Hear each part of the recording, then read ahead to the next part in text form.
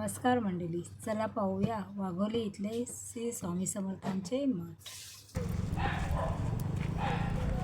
मित्रांनो, इथे छोटे छोटे मासे आहेत बघा. वाघोली इथे एक तळाव आहे आणि त्यामध्ये एवढे मासे आहेत बघा. असंख्य असे मासे आहेत. मस्त वाटतं. चौकाश पाय घसरत आहे. ते पाणी आहे ना, ते गलगलीत झालं. मठामध्ये एंट्री केली की त्याच्या उजव्या साईडला गणपतीचं मंदिर आहे. गणपती मंदिरमध्ये जाण्यासाठी मार्ग आहे. गणपती मंदिराचे काम हे लाकडापासून बनवले. किती सुंदर आणि सुरेख आहे. त्याच्या पायऱ्या बघा, लाकडापासूनच बनवलेले.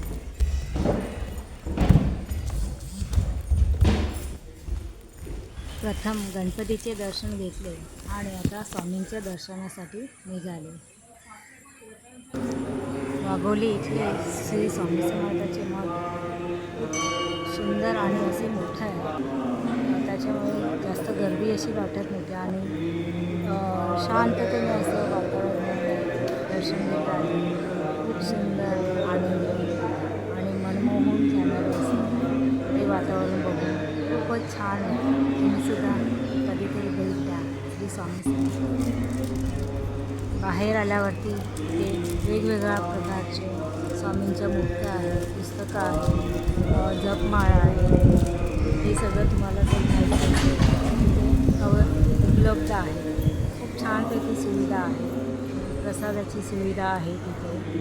त्यानंतर हे मठाचे जे काम केलेलं आहे ते अतिसुंदर सुरेख असं केलेलं आहे. खूपच छान असं मोठं आहे.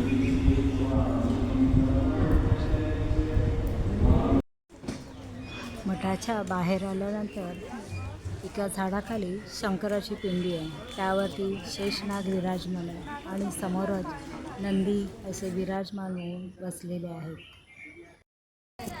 मठामध्ये जाताना मी एकटी जात होती. ह्या 2 मुली कॉलेजच्या माझी कंपनी म्हणून माझ्याबरोबर सोबत राहिल्या.